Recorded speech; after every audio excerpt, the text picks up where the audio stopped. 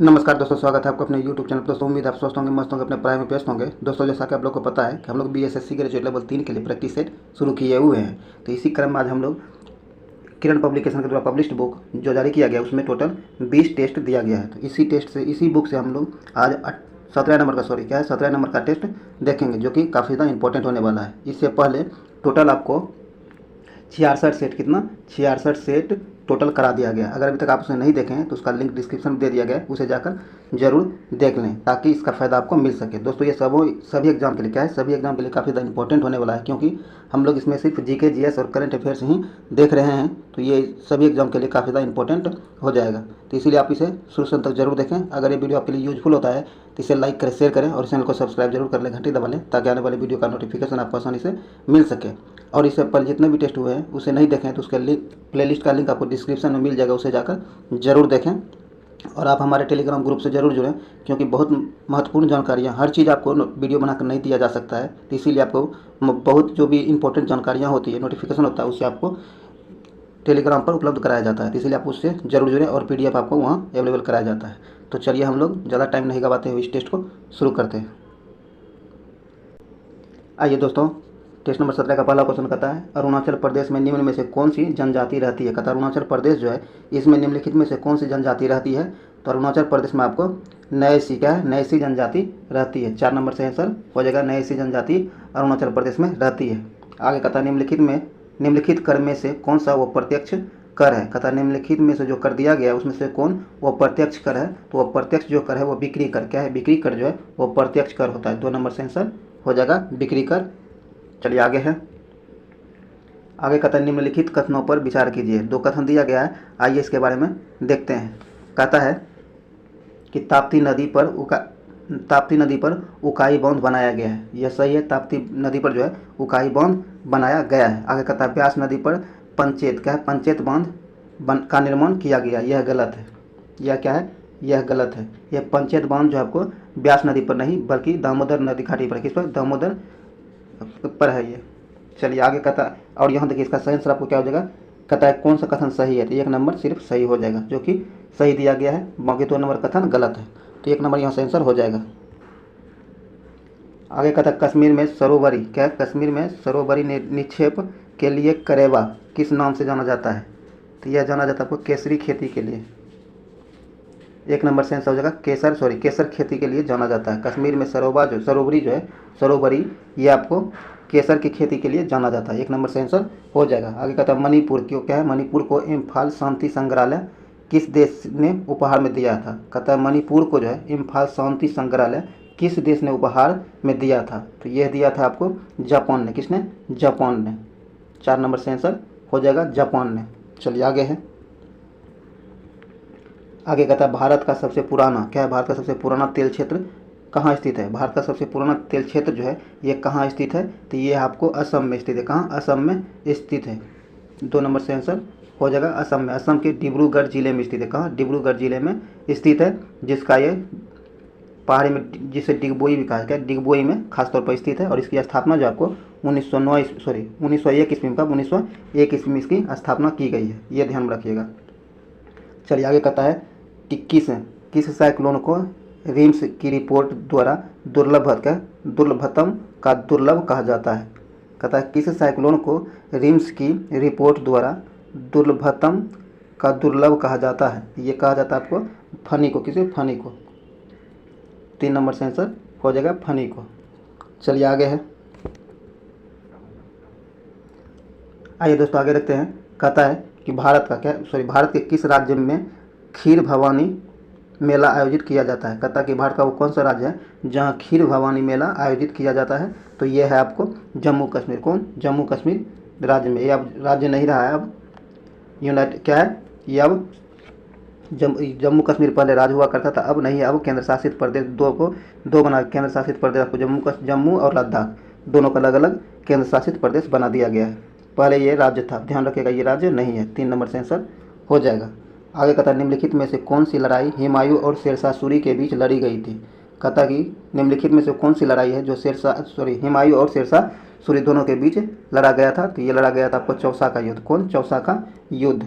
2 number से answer हो जाएगा चौसा का युद्ध। ये चौसा का युद्ध जो हुआ था आपको ध्यान रखिएगा 26 कब, 26 जून 1539 को हुआ था। 26 जून 1539 को यह युद्ध हुआ था, चौसा का युद्ध, जिसे हुमायूं और शेरशाह के बीच लड़ा गया था। ध्यान रखिएगा।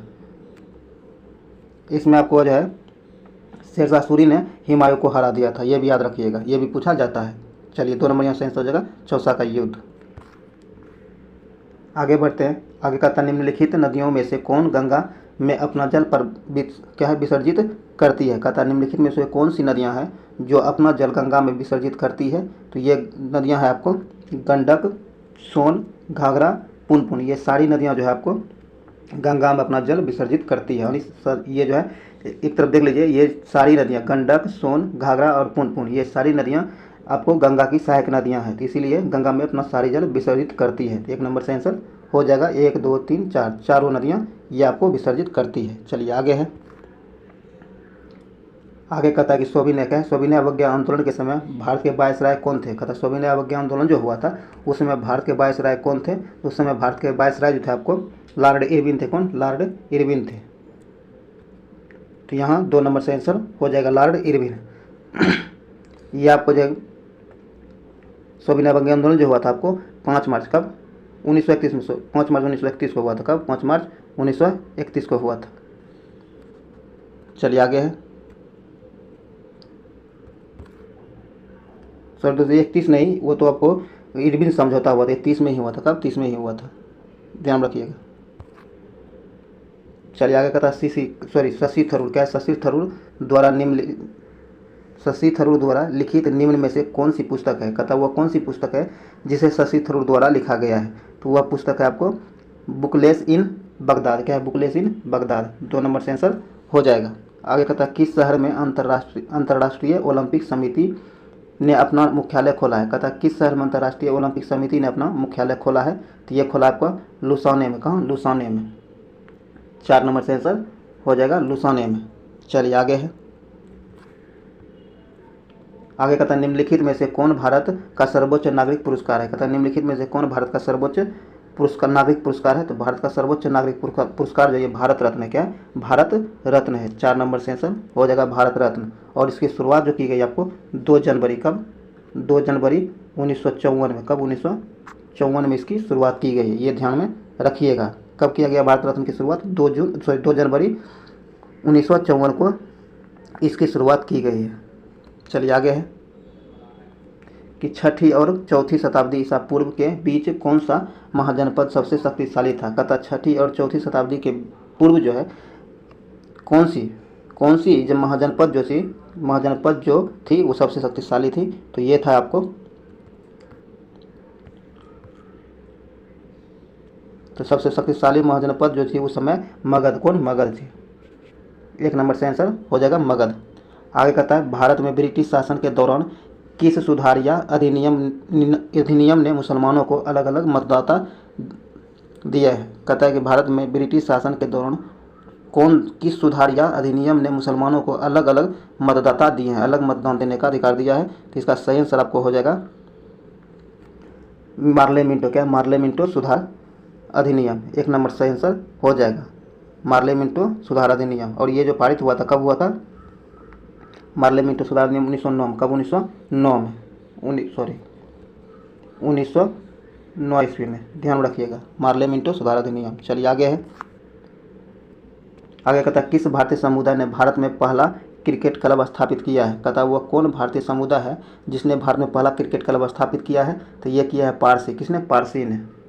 और यह हुआ 1848 में। कब? 1848 में पारसी के द्वारा इसकी स्थापना की गई थी।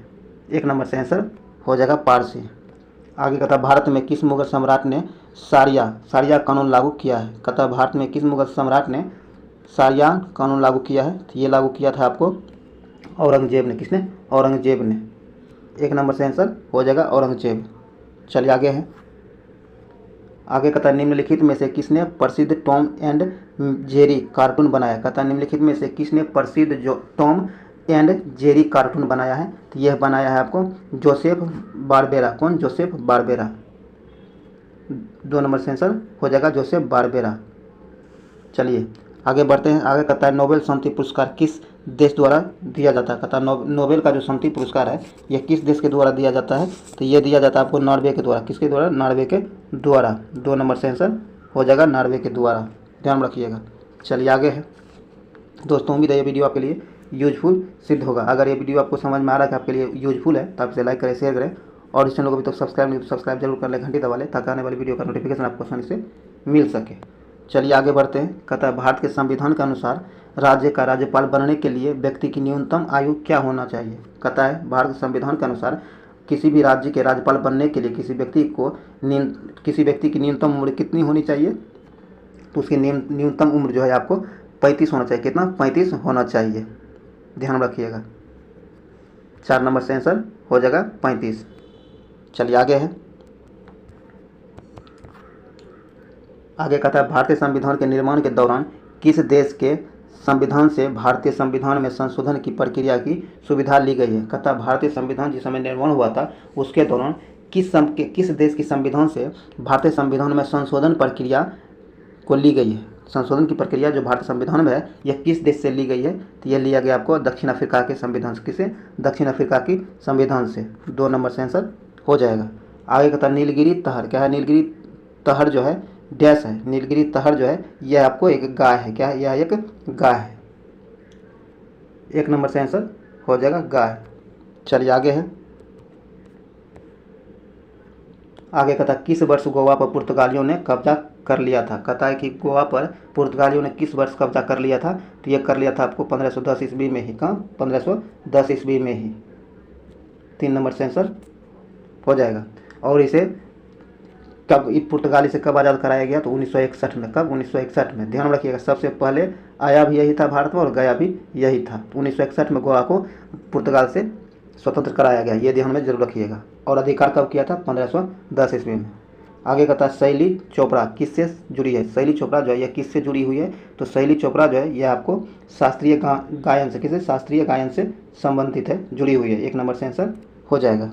आगे कहता है वाटर पोलो टीम में कितने खिलाड़ी होते हैं? वाटर पोलो खेल जो है इस टीम में कितने खिलाड़ी होते हैं? तो इसमें आपको एक पक्ष में 7 खिलाड़ी, कितने? 7 खिलाड़ी होते हैं, ध्यान रखिएगा। 1 नंबर से आंसर हो जाएगा 7 खिलाड़ी। चलिए आगे है। आगे कहता है भारतीय संविधान का कौन सा अनुच्छेद नियमों और दिशा निर्देशों को जारी करने के लिए भारत के चुनाव आयोग का अधिकार देता है? कहता है भारतीय संविधान का वह कौन सा अनुच्छेद है जिसके तहत नियमों और दिशा निर्देशों को जारी करने के लिए भारत के चुनाव आयोग को यह अधिकार देता है? वो कौन सा अनुच्छेद है? तो वह अनुच्छेद आपको है 324। कौन? 324 अनुच्छेद के तहत। 3 नंबर से आंसर हो जाएगा। चलिए आगे बढ़ते हैं। आगे कहता है भारत में किस राज्य में सर्वाधिक साक्षरता दर है? कहता है भारत के किस राज्य में सर्वाधिक साक्षरता दर है? तो सर्वाधिक साक्षरता दर आपको केरल में। कहाँ? केरल में है। 1 नंबर से आंसर हो जाएगा केरल। ये 2011 के जनगणना के पर आधारित है और वहाँ जो केरल की साक्षरता दर आपको 94% है। कितना? 94% साक्षरता दर है केरल की। 1 नंबर से आंसर हो जाएगा केरल।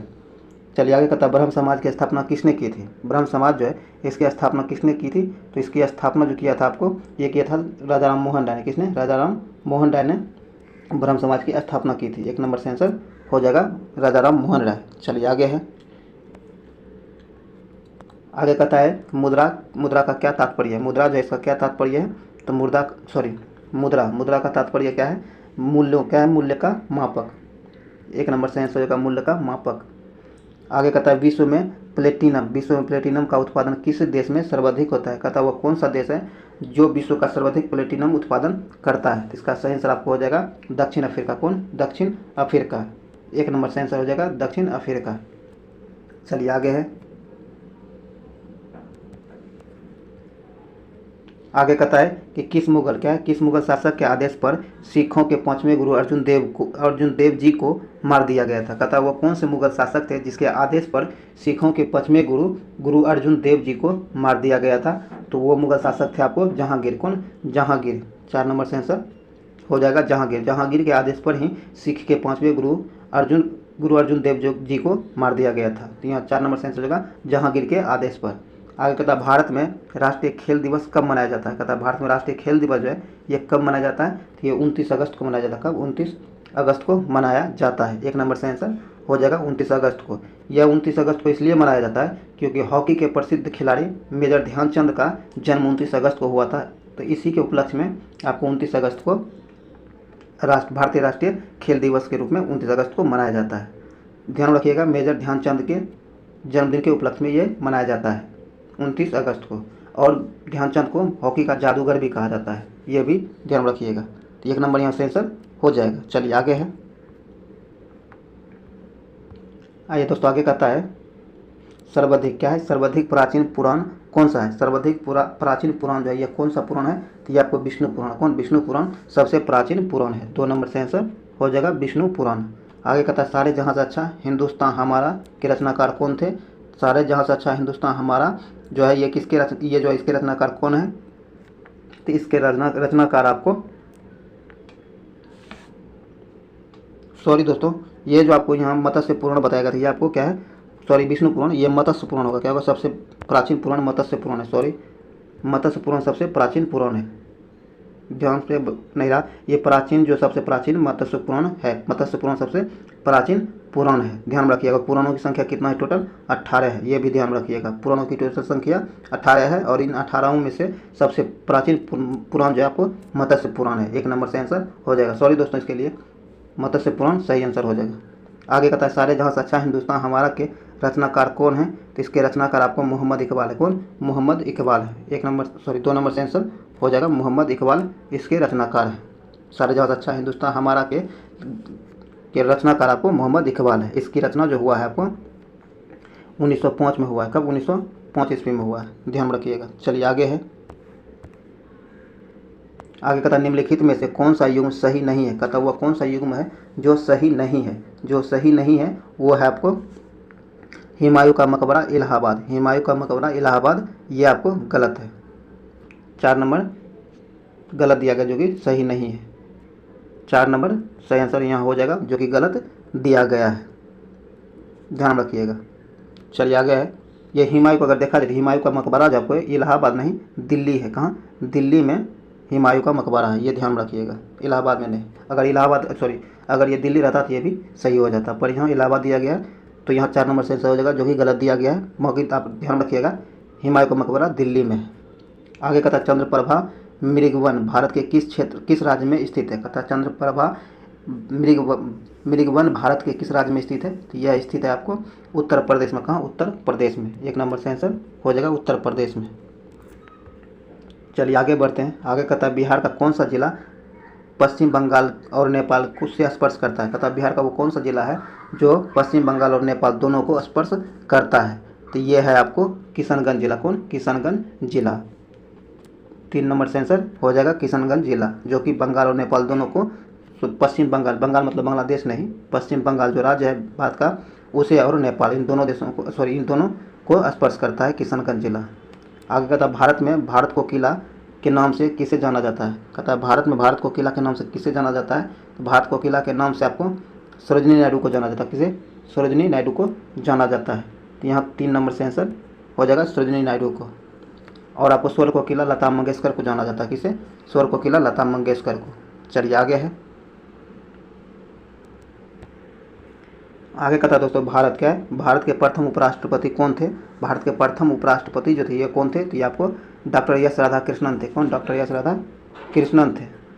2 नंबर से आंसर हो जाएगा। आगे भारत के राष्ट्रपति अपना त्यागपत्र किसको संबोधित करते हैं। भारत के राष्ट्रपति जो अपना त्यागपत्र किसको संबोधित करता है, तो ये करता है आपको उपराष्ट्रपति को। किसे? उपराष्ट्रपति को। 3 नंबर से आंसर हो जाएगा उपराष्ट्रपति को। चलिए आगे है। आगे कहता है भारत का सिलिकॉन वैली कहा जाता है। भारत का सिलिकॉन वैली कहाँ स्थित है, कहाँ स्थित है। भारत का सिलिकॉन वैली जो स्थित है आपको बेंगलुरु में। कहाँ? बेंगलुरु में स्थित है। 2 नंबर से आंसर हो जाएगा। चलिए आगे कहता है कि राज्यसभा सदस्य के लिए न्यूनतम आयु कितनी होनी चाहिए। राज्यसभा सदस्य के लिए न्यूनतम आयु कितनी होनी चाहिए, तो इसके लिए न्यूनतम आयु आपको 30 वर्ष होना चाहिए। कितना? 30 वर्ष होना चाहिए। 2 नंबर से आंसर हो जाएगा 30 वर्ष। और ये प्रावधान जो दिया गया है कि कम से कम 30 वर्ष उम्र होना चाहिए, ये दिया गया है अनुच्छेद आर्टिकल 84 में। कब? आर्टिकल 84 में, ये ध्यान रखिएगा। आगे अंतर्राष्ट्रीय महिला दिवस कब मनाया जाता है। अंतर्राष्ट्रीय महिला दिवस जो है ये कब मनाया जाता है, तो ये मनाया जाता है आपको 8 मार्च को। कब? 8 मार्च को अंतर्राष्ट्रीय महिला दिवस के रूप में मनाया जाता है। और ये 8 मई जो है ये आपको विश्व रेड क्रॉस दिवस के रूप में मनाया जाता है, ये भी ध्यान में रखिएगा। चलिए आगे है, बिहार का कौन सा शहर राष्ट्रीय राजमार्ग 2 पर अवस्थित नहीं है? कहता कि बिहार का वो कौन सा शहर है जो राष्ट्रीय राजमार्ग 2 पर स्थित नहीं है? तो ये है आपको पटना। कौन? पटना। 4 नंबर से आंसर हो जाएगा पटना। यह जो आपको राजमार्ग 2 पर स्थित शहर जो है यह पटना इसमें नहीं आता है, तो 4 नंबर से आंसर हो जाएगा। आगे, निम्न में से किस व्यक्ति को सर्वप्रथम भारत रत्न पुरस्कार दिया गया था? कहता वो कौन से व्यक्ति है जिसे सर्वप्रथम भारत रत्न पुरस्कार दिया गया था? तो ये दिया गया था आपको, सबसे पहले जो दिया गया है भारत रत्न, ये दिया गया है आपको श्री राजगोपालाचारी को। किसे? इनमें से श्री राजगोपालाचारी को दिया गया। 2 नंबर से आंसर हो जाएगा। चलिए आगे है, और वैसे अगर सबसे पहले इनमें सबसे पहले श्री राजगोपालाचारी को दिया गया है। अगर ओवरऑल सबसे पहले पूछा जाए तो ओवरऑल में सबसे पहले डॉक्टर सर्वपल्लवी राधाकृष्णन को दिया गया था। सबसे पहले 1954 में ही उसे यह पुरस्कार मिल गया था, ध्यान रखिएगा। चलिए आगे है, भारत में नदी पर बना सबसे लंबा पुल कौन सा है? भारत में नदी पर बना सबसे लंबा पुल कौन सा है? ये आपको महात्मा गांधी सेतु है जो कि गंगा नदी पर निर्मित है। 4 नंबर से आंसर हो जाएगा। ये बिहार के पटना जिला में स्थित, जो कि उत्तरी बिहार को दक्षिणी बिहार से जोड़ता है, ध्यान रखिएगा। चलिए आगे है, आगे कहता किस क्षेत्र की औसत जलवायु को जानने के लिए निम्न में किसका योगदान नहीं होता है? कहता किसी क्षेत्र की औसत जलवायु को जानने के लिए निम्नलिखित में से किसका योगदान नहीं होता है? जिसका योगदान नहीं होता उसे ढूंढना है। ये वृक्षों की संख्या क्या है? वृक्षों की संख्या के इसमें कोई योगदान नहीं होता है। 3 नंबर से आंसर हो जाएगा। आगे, भारत की सड़क प्रणाली का विश्व में कौन सा स्थान है? कहता भारत की सड़क प्रणाली जो है इसका विश्व में कौन सा स्थान है? तो विश्व में इसका स्थान दूसरा है। क्या है? दूसरा है। 1 नंबर से आंसर हो जाएगा दूसरा। आगे कहता है भारत में सिकंदर लोदी का शासनकाल कब से कब तक था? भारत में सिकंदर लोदी जो है इसका शासनकाल कब से कब था? तो 1489 से लेकर 1517 तक था। 3 नंबर इसका आंसर हो जाएगा। 1489 से लेकर 1517 तक सिकंदर लोदी का शासन भारत में था। 3 नंबर से आंसर हो जाएगा। आगे कहता है कल्पक्कम। क्या है? कल्पक्कम में फास्ट ब्रीडर रिएक्टर निम्नलिखित में से कौन सा शीतलक प्रयोग में लाया जाता है? तो यह प्रयोग में लाया जाता है द्रवित सोडियम। क्या है? द्रवित सोडियम। 4 नंबर से आंसर हो जाएगा द्रवित सोडियम। चलिए आगे है, आगे कहता है किसी विघटन। क्या है? किसी विघटन नाभिक तत्व की अर्ध आयु 5 वर्ष होती है। कहता है किसी विघटन नाभिक तत्व की अर्ध आयु, क्या है? अर्ध आयु 5 वर्ष होती है।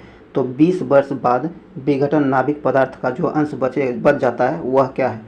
तो बचे हुए अंश हो जाएगा 20 वर्ष के बाद, यह हो जाएगा 1/16। क्या है? 1/16। 4 नंबर से आंसर हो जाएगा। आगे कहता है नव आविष्कृत। क्या है? नव आविष्कृत उच्च ताप अतिचालक है। ये है आपको सिरेमिक ऑक्साइड। क्या है? Ceramic oxide. 3 नंबर से आंसर हो जाएगा सिरेमिक ऑक्साइड। आगे कहता पृथ्वी के चुंबकीय क्षेत्र का कारण है। कहता पृथ्वी का चुंबकीय क्षेत्र जो है इसका कारण क्या है? तो इसका कारण है बुक्रोड। क्या है? बुक्रोड के अंदर की चक्राक धाराएं। 1 नंबर से आंसर हो जाएगा। आगे कहता है आपस में जुड़ी 2 आवेशित वस्तुओं के बीच विद्युत धारा नहीं प्रवाहित होती है। कहता आपस में जुड़ी 2 आवेशित वस्तुओं के बीच विद्युत धारा नहीं प्रवाहित होती है यदि वह हो क्या हो? वह समान वेग हो तब। 1 नंबर से आंसर हो जाएगा। चलिए आगे है,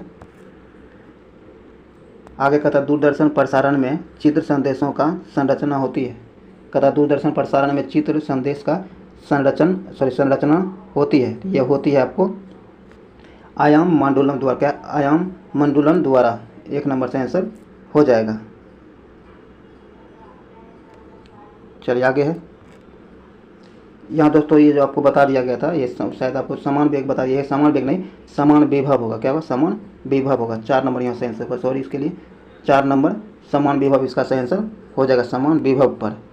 और 56 का आपका आंसर हो जाएगा, 56 का आंसर आपको आयाम मंडूलन द्वारा होता है। 1 नंबर इसका आंसर हो जाएगा। चलिए आगे कहता है टेलीविज़न दर्शक डिश एंटीना प्रयुक्त करते हुए बरसात में उपग्रह सिग्नल नहीं प्राप्त करता है, क्योंकि ये क्यों नहीं प्राप्त करता है? तो ये कहता है कि एंटीना छोटा होते हैं। आगे कहता है वर्षा की बूंदें रेडियो तरंगों की ऊर्जा अवशोषित करती है।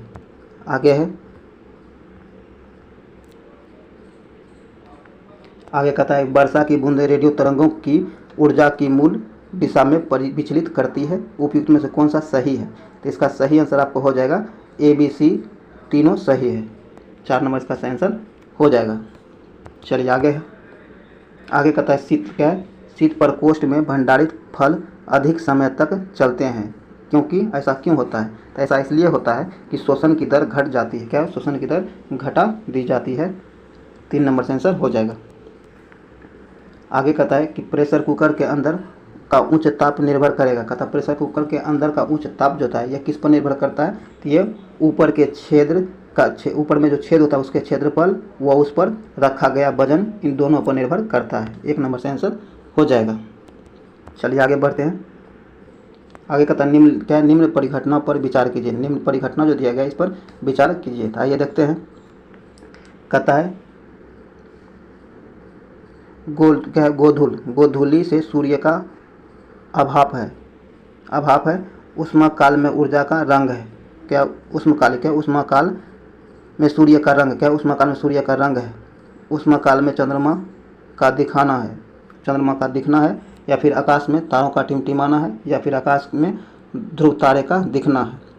कहता उपयुक्त में से दृष्टि भ्रम है। दृष्टि भ्रम कौन सा है? इसका 3 नंबर से आंसर हो जाएगा ABD।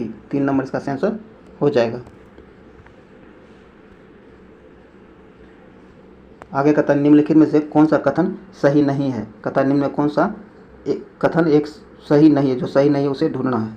तो ये आपको 4 नंबर सही नहीं है, बाकी सब सही दिया गया है। एक छोटे छिद्र वाली उत्तल दर्पण डॉक्टर द्वारा रोगियों के कान, नाक या गले के जांच के लिए प्रयोग में लाया जाता है। ये उत्तल नहीं, अवतल दर्पण। किसका? अवतल का उपयोग किया जाता है। यह गलत है। 4 नंबर से आंसर हो जाएगा, जो कि गलत दिया गया है। ये उत्तल दर्पण नहीं, अवतल दर्पण का प्रयोग किया जाता है। चलिए आगे कहता है कि पानी के 4 डिग्री से पर शरीर तैरता है। यदि तापमान 100 डिग्री हो जाए तो क्या होगा? कहता है पानी के 4 डिग्री सेंटीग्रेड पर शरीर तैरता है। यदि यही तापमान आपको 100 डिग्री हो जाए तो क्या होगा? तो यही अगर 100 डिग्री हो जाएगा तो इसका सही आंसर आपको हो जाएगा शरीर डूब जाएगा। क्या? वो शरीर डूब जाएगा। 1 नंबर से आंसर हो जाएगा। चलिए आगे बढ़ते हैं। आगे कहता है अगर वस्तुओं का वेग 8 किलोमीटर प्रति सेकंड के वेग से अंतरिक्ष में फेंका जाए तो क्या होगा? तो ये होगा आपको कि वह वापस पृथ्वी पर ही लौट आएगा। क्या? वापस पृथ्वी पर ही लौट आएगी या गिर जाएगी। 2 नंबर से आंसर हो जाएगा, क्योंकि पृथ्वी का पलायन वेग ही 11 किलोमीटर प्रति सेकंड 11.2 किलोमीटर प्रति सेकंड पृथ्वी का पलायन वेग है। अगर इस वेग से भेजिएगा तब वह पृथ्वी पर वापस नहीं आएगा, अंतरिक्ष में चला जाएगा। अगर आपको कहीं एग्जाम में पूछ लिया जाता है कि चंद्रमा क्या है, चंद्रमा का पलायन वेग क्या है, तो इसका पलायन वेग 2.38 किलोमीटर प्रति सेकंड है। ये भी ध्यान रखिएगा। आगे कहता है एक रडार जो शत्रु के बयान की उपस्थिति का पता लगाता है प्रयोग करता है। तो ये प्रयोग करता है आपको रेडियो तरंगों। क्या है? रेडियो तरंगें। 2 नंबर से आंसर हो जाएगा रेडियो तरंगें। आगे कहता है कि एक रडार जो शत्रु के वायुयान की उपस्थिति का पता लगाता है उसमें प्रयोग होता है। तो उसमें किसका प्रयोग होता है? ये आपको रेडियो तरंग का प्रयोग किया जाता है। 2 नंबर से आंसर हो जाएगा। आगे कहता है निम्नलिखित कथनों तथा उससे निकाले गए निष्कर्ष पर विचार कीजिए तथा बताए गए निष्कर्ष का सही निष्कर्ष क्या है। आइए देखते हैं। कथन जो दिया गया वो दिया गया है कि भरी हुई गाड़ी को चलाने में उसे चलायमान रखने के लिए आवश्यक ताकत से अपेक्षाकृत अधिक ताकत से धक्का देना पड़ता है। यह कथन है। आइए निष्कर्ष देखते हैं। निष्कर्ष इसमें क्या कहता है कि किसी चलायमान वस्तु का भार कम होता है। इसमें सही है गलत करना और इसका सही निष्कर्ष निकालना। इसका सही आंसर आपको क्या हो जाएगा? 3। एक बार में गाड़ी चल पड़ने के बाद घर्षण कम हो जाता है। 3 नंबर इसका सही आंसर हो जाएगा। चलिए आगे है 66 में कहता है कि शुष्क सेल में निम्न कितना विद्युत अपघटनों के रूप में प्रयोग होता है? क्या रूप होता है? तो इसका सही आंसर हो जाएगा अमोनियम क्लोराइड और जिंक क्लोराइड। क्या अमोनियम क्लोराइड और जिंक क्लोराइड। 1 नंबर से आंसर हो जाएगा। आगे कहता है कि जब तक निम्न रसायनों में कौन सा कृत्रिम कहता है जब तक निम्न रसायनों में से कृत्रिम बादल बनाने के लिए किसका प्रयोग किया जाता रहा है? तो इसका सही आंसर हो जाएगा आपको सिल्वर आयोडाइड का। किसका? सिल्वर आयोडाइड का। 4 नंबर से आंसर हो जाएगा सिल्वर आयोडाइड का। आगे कहता है वर्णीय छिड़काव के लिए सबसे प्रचलित उर्वरक है? वर्णीय छिड़काव जो है इसके लिए सबसे प्रचलित उर्वरक क्या है? तो ये है आपको यूरिया। क्या है? यूरिया। 3 नंबर से आंसर हो जाएगा यूरिया। आगे कहता है प्रशीतन खाद्य परीक्षण में मदद करता है? तो ये मदद करता है आपको एंजाइम। क्या? एंजाइम क्रिया नष्ट करके। 3 नंबर इसका सही आंसर हो जाएगा एंजाइम क्रिया को नष्ट करके मदद करता है। चलिए आगे है आगे कहता है फोटोग्राफी। क्या है? फोटोग्राफी में कौन सा अम्ल प्रयोग किया जाता है? फोटोग्राफी में जो अम्ल प्रयोग होता है वो ऑक्जेलिक अम्ल। तो क्या? ऑक्जेलिक अम्ल होता है। 2 नंबर से आंसर हो जाएगा ऑक्जेलिक अम्ल। आगे कहता है छपाई में प्रयोग की जाने वाली स्याही निम्न में किस अपघटना से प्राप्त होता है? कहता है छपाई में प्रयोग की जाने वाली स्याही जो है यह किस अपघटन से प्राप्त होता है? तो ये जो प्राप्त होता है आपको मीथेन के अपघटन से प्राप्त होता है। 2 नंबर से आंसर हो जाएगा मीथेन। चलिए आगे है आगे कहता है सल्फर हेक्साफ्लोराइड अणु का आकार कौन सा है? तो इसका सही आंसर हो जाएगा अष्टफलकीय। क्या है? अष्टफलकीय। 2 नंबर से आंसर होगा अष्टफलकीय। आगे लीवर फ्लू। क्या? लीवर फ्लू की पित्त वाहिनी में रहता है? तो यह रहता है आपको भेड़ की। किसकी? भेड़ की। 4 नंबर से आंसर हो जाएगा भेड़ की। आगे कहता है ऑक्सीनोमीटर का प्रयोग करते हैं। ऑक्सीनोमीटर जो है इसका प्रयोग करते हैं तो इसका प्रयोग किया जाता है वृद्धि दर मापने के लिए। ऑक्सीनोमीटर का प्रयोग किया जाता है वृद्धि दर मापने के लिए। 2 नंबर से आंसर हो जाएगा। चलिए आज का आखिरी क्वेश्चन कहता है बीजों के प्रकीर्णन की सेंसर विधि पाई जाती है? कहता है बीजों के प्रकीर्णन की सेंसर विधि जो है यह पाई जाती है। तो यह पाई जाती है आपको पोस्ते में। पोस्ते में। 2 नंबर से आंसर हो जाएगा पोस्ते। 2 नंबर यहाँ से आंसर हो जाएगा। दोस्तों ये वीडियो यहीं समाप्त हुआ है। उम्मीद है ये वीडियो आपके लिए यूजफुल रहा होगा। अगर यूजफुल रहा है तो इसे लाइक करें, शेयर करें, चैनल को सब्सक्राइब जरूर करें, घंटी दबा लें ताकि आने वाली वीडियो का नोटिफिकेशन आपको आसानी से मिल सके। और आप जो है हमारे चैनल से बने रहें। अगर अभी तक सब्सक्राइब नहीं तो सब्सक्राइब जरूर कर लें। चलिए मिलते हैं किसी अगले वीडियो में। तब तक के लिए जय हिंद।